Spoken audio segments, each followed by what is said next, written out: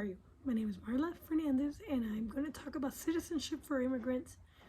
The argument Mr. Governor Morris had in 1787. He did a motion to require persons to be United States citizens for at least 14 years before being eligible to be a member of the Senate. Led to a lively debate about immigration and its place in the new nation. So Mr. Governor, he moved to insert 14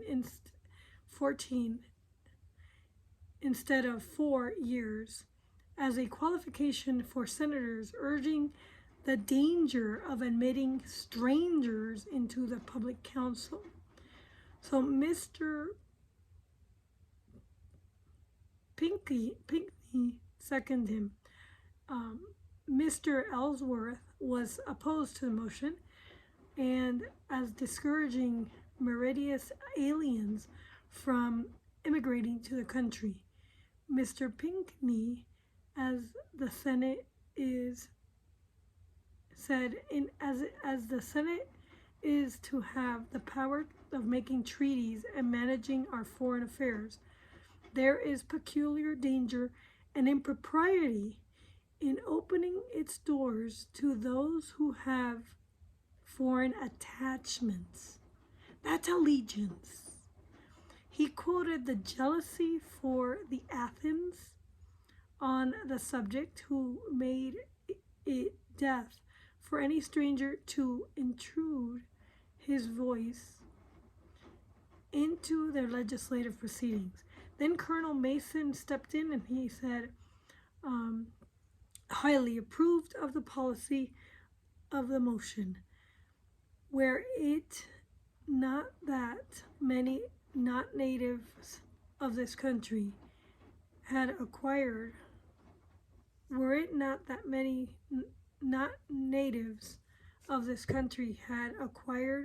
merit during the Revolution, he should be for restraining the eligibility into the Senate to natives. Colonel Mason highly approved the policy. And then he said, Mr. Madison said, was not adverse to some restrictions on the subject, but he said could never agree to the proposed attachment. He thought any restriction, however, in the Constitution unnecessary and improper. Unnecessary because the national legislature, I wonder what Madison would say now, to have the right of regulating naturalization and can by virtue thereof fix different periods of residence as conditions of enjoying different privileges of citizenship. Improper because it will give a tincture of illiberality to the Constitution, because it will put it out of the power of the national legislature, even by special acts of naturalization, to confer the full rank of citizens on meritorious strangers, and because it will discourage the most desirable class of people from immigrating to the United States. So the reason I'm bringing this up, this argument, is because our vice president, and she is a perfect example of why they raised it to 14 years instead of 4. And it is because of her allegiance to India, Jamaica, Great Britain, and Canada that I think we should have another discussion of who is eligible for the Senate and even for the highest office. So he said, men who love liberty and wish to partake its blessings will be ready to transfer their fortunes hither.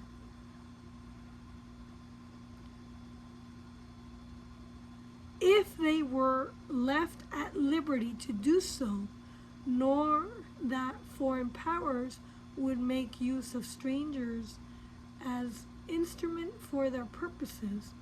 Their bribes would be expended on the men whose circumstances would rather stifle than excite jealousy and watchfulness in the public. And then Mr. Butler joined in, and he was decidedly opposed to the admission of foreigners without a long residence in the country. They bring with them not only attachments to other countries, but ideas of government so distinct from ours that in every point of view they are dangerous.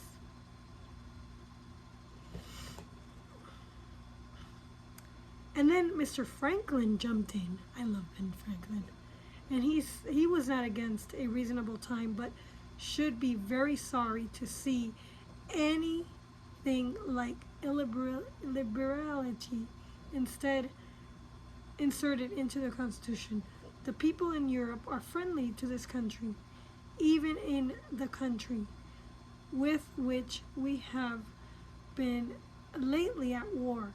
We have now, and had during the war, a great many friends, not only among the people at large, but in both houses of Parliament. In every other country in Europe, all the people are our friends. We found in the course of the Revolution that many strangers served as faithfuls, and that many natives took part against their country. When foreigners, after looking about for some other country in which they can obtain more happiness, give a preference to ours, it is a proof attachment which ought to excite our confidence and affection. And then Mr. Randolph jumped in. He did not know, but it might be problematic whether immigration to this country were on the whole useful or not, but he could never agree to a motion for disabling them for 14 years to participate in public honors. So he reminded the convention of the language held by our patriots during the Revolution and the principles laid down in all our American Constitution.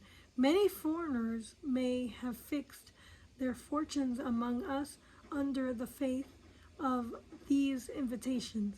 All persons under this description, with all others who would be affected by such a regulation, would enlist themselves under the banner of hostility to the proposed system. He would go as far as even years, but no further. Mr. Wilson said he rose with feelings which were perhaps peculiar, mentioning the circumstance of his not being a native, and the possibility, if the ideas of some gentlemen would be pursued, of being incapacitated from holding a place under the very Constitution.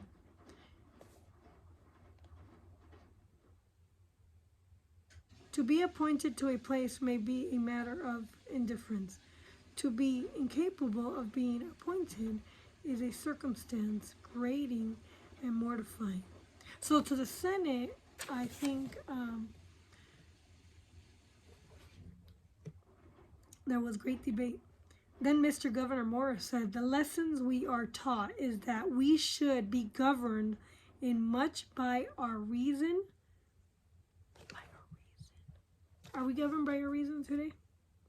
As much as little by our feelings as possible.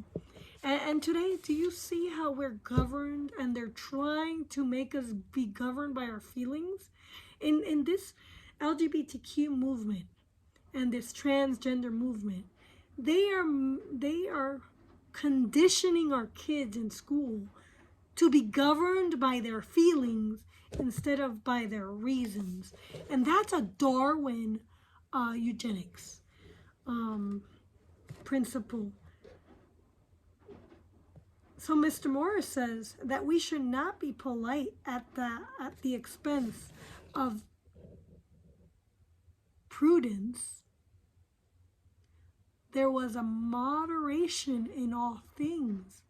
It is said that some tribes of Indians carried their hospitality so far as to offer to strangers their wives and daughters.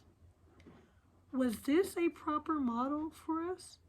He would admit them to his house. He would invite them to his table, would provide for them comfortable lodgings, but would not carry the compliance so far as to bed them with his wife.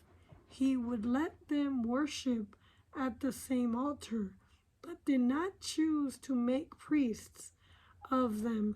He ran over the privileges which immigrants would enjoy among us, though they should be deprived of that of being eligible in the great offices of government, observing that they exceeded the privileges allowed to foreigners in any part of the world, and that in every society, from a great nation down to a club, and the right of declaring the conditions on which new members should be admitted, there should be no room for complaint.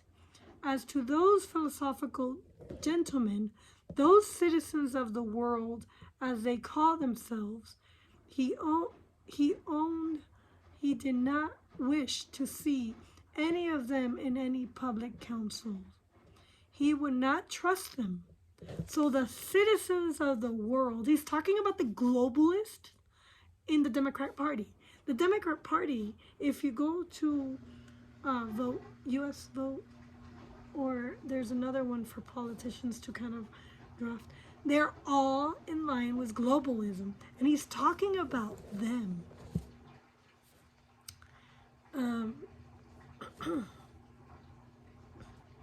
Observing that exceeding the privileges allowed to the foreigners in any part of the world, had the right to declaring conditions on which the new members, so wait, where am I?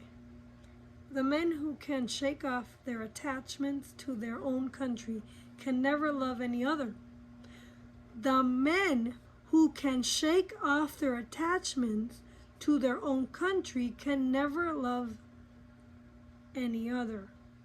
These attachments are the wholesome prejudice which uphold all governments.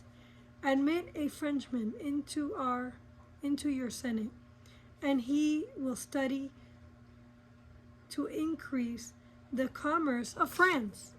Admit Kamala Harris as a VP, and she will study the commerce of India, Canada, Great Britain, and Jamaica. As Englishmen, he will feel an equal bias in favor of that of England. It has been said that the legislature will not choose foreigners, at least improper ones. And right now we are choosing improper foreigners in our legislature. There are no knowing what legislature would do. There was no knowing what legislatures would do. So appointment made by them proved that everything ought to be apprehended from the cabals practiced on such occasion. He mentioned the case of a foreigner who left this state in disgrace and worked himself into an appointment from another to Congress. On executive power. Anyways, there's another page here on executive power, and I will get into it in the next video. so that you can see, let's take a look at what Biden is doing and what the arguments were for executive power back in 1786. Thank you. Signing off. Please subscribe, like my channel, and donate if you can afford it. In order to keep these videos free, I need money. And I'm also doing an initiative, and I'm trying to promote it. So if you could donate, please spare some change and click the donate button and help me out. Thank you very much. And if you need mediation and you need to level the playing field and have a better outcome in your litigation, I don't get paid by any lawyer, so I will help you mediate your case, come to a win-win agreement, and then I will help you find the best lawyer for your case that will help either one of you. I promise I will be unbiased. I promise to be neutral in the whole entire case, and I promise to make sure that both of you understand the issues and can agree to disagree on the issues that you don't agree. I promise, I make that guarantee that I will not compromise who I am, what I'm doing, and as a mediator, and side with either one of you. You can have that guarantee and take that with you as an expectation. I am the best mediator out there. Of course, I'm an ENTP, and we are good at everything we do. Because, that's just what ENTPs are. We're the jack of all trades. We learn everything, we read everything, and we're in the know on everything. Thank you very much, and I look forward to helping you mediate your case and have a better outcome in court. Thanks. Like and subscribe.